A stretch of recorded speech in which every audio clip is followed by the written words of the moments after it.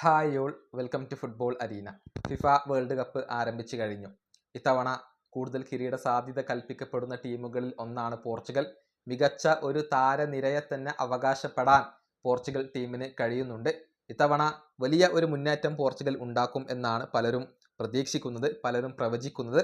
ആ കൂട്ടത്തിലേക്ക് tennis ഇതിഹാസമായ Novak ജോക്കോവിച്ച് കൂടി കടന്നു വന്നിട്ടുണ്ട്. ടെന്നീസ് TV ആണ് ഇത് റിപ്പോർട്ട് ചെയ്തിട്ടുള്ളത്. അതായത് ഇത്തവണത്തെ വേൾഡ് കപ്പ് പോർച്ചുഗൽ നേടും എന്നാണ് ജോക്കോവിച്ചിന്റെ ഒരു പ്രവചനം. അദ്ദേഹത്തോട് ചോദിക്കുന്നത്, വേൾഡ് കപ്പ് ആരംഭിക്കുകയാണല്ലോ, നിങ്ങളുടെ ഒരു പ്രഡിക്ഷൻ ഞങ്ങൾക്ക് വേണം എന്നുള്ളതാണ്. ആരായിരിക്കും വിജയിക്കുക, ആര് വിജയിക്കാനാണ് നിങ്ങൾ ആഗ്രഹിക്കുന്നത് എന്ന ഒരു ചോദ്യമായിരുന്നു ജോക്കോവിച്ചിനോട് ചോദിച്ചിരുന്നത്. അദ്ദേഹം പറഞ്ഞത് പോർച്ചുഗലിന്റെ പേരാണ്. അതായത് പോർച്ചുഗലും മെക്സിക്കോയും തമ്മിലായിരിക്കും ഫൈനൽ മത്സരം ഉണ്ടാവുക.